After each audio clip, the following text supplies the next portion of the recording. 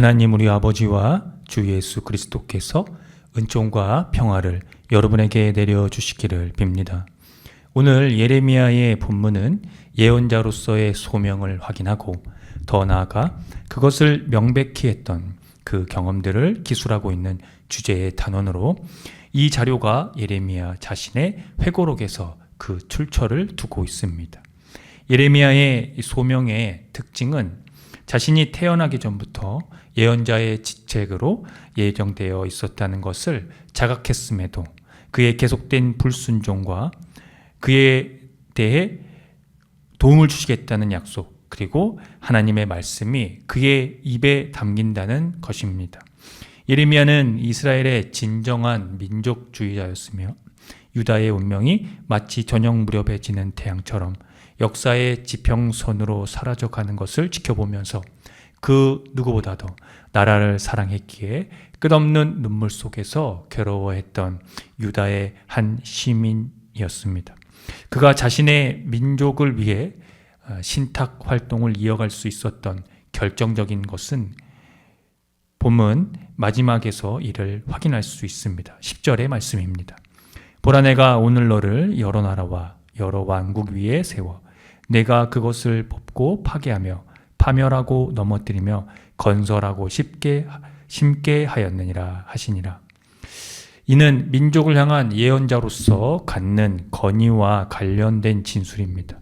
이 건의는 부분적으로는 신적인 근원의 결과이지만 특히 중요한 것은 그가 전해야 할 메시지에서 4개의 부분은 부정적이며 파괴적이고 2개는 긍정적인 성격을 가지고 있다는 데 있습니다. 그 긍정적인 동사가 건설과 심게 하다는 것입니다. 그의 사명은 유다의 정치, 종교적 지도자들에게 냉혹한 권면과 비난을 하는 것이었는데요. 그로 인해 반역죄로 매질도 당하고 감금을 당하며 혹독한 대가를 치렀지만 그는 건설하고 심게 하신다는 하나님의 말씀을 신뢰했습니다. 그래서 내 말을 내 입에 두었노라는 하나님의 그 말씀에 순종할 수 있었습니다. 예수께서 나사렛에 있는 회당에서 이사야의 글을 읽으면서 그의 사역을 선언하고 그것이 오늘 응했다는 말씀을 하셨을 때에 사람들은 감탄했지만 그가 요셉의 아들이라고 수군거리기 시작했습니다. 의사가 다른 사람은 구하지만 자신은 구할 수 없다는 비아량 거림이 그들의 그 수군거림의 주제였습니다. 예수님은 그들의 생각을 잘 아시고 자신이 읽은 이사야의 글을 옹호하고 설명하기 위해 이스라엘의 위대한 예언자 엘리야와 엘리야 시대에 일어난 사건을 끄집어내셨습니다. 하나님은 엘리야에게 가서 한 가부를 도와주라고 하셨습니다.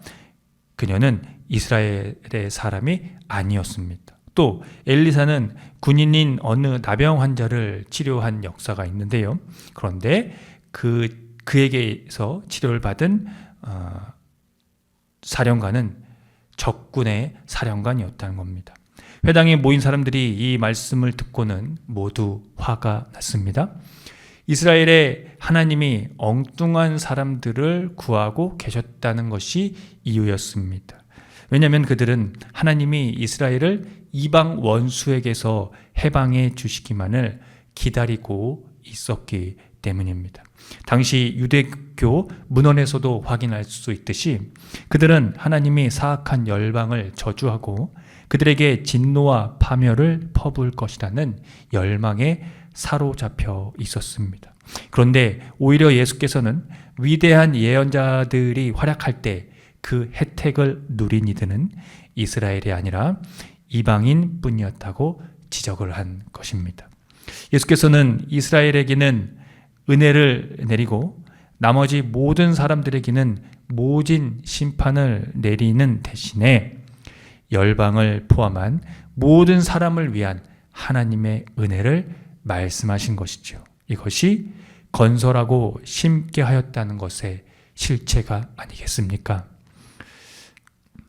오늘 설교 본문 고린도전서 13장은 사랑에 대한 유명한 찬가입니다.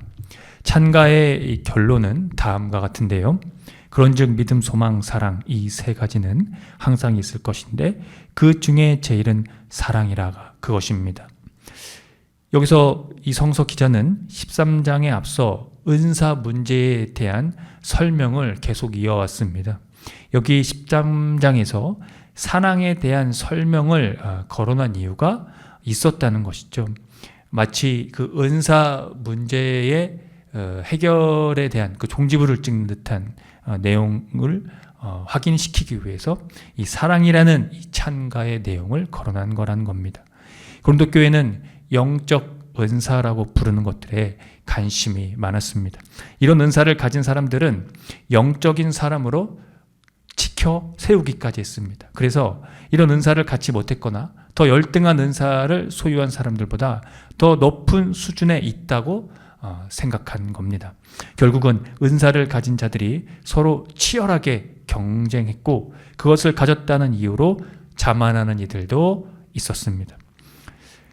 성서 기자는 사람들이 은사 갖기를 추구하라고 격려하고 있습니다만 이것보다 더 중요한 것은 사랑이라고 지적했습니다.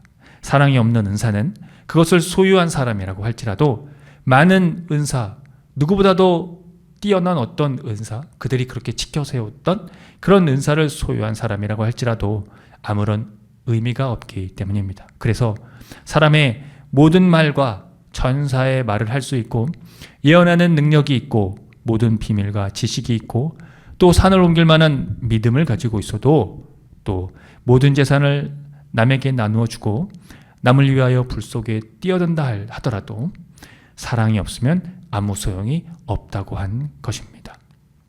그런데 사랑은 인간이 스스로 성취해야 할 덕목들 중에 하나는 아닙니다.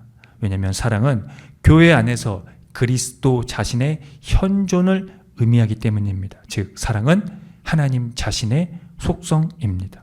그러므로 성서는 믿음이나 소망이 완전하다고 말하지 않고 사랑이 완전하다고 말하고 있는 것입니다. 이 토대 위에 예레미야에게 약속했던 건설과 심게 하심과 그 은혜를 우리에게 드러내심에 있다는 것이죠.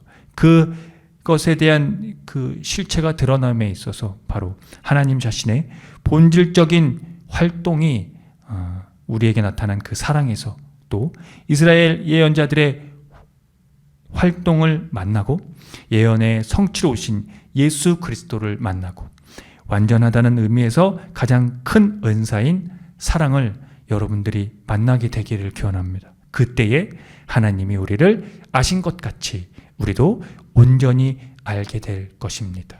아멘. 함께 기도합니다.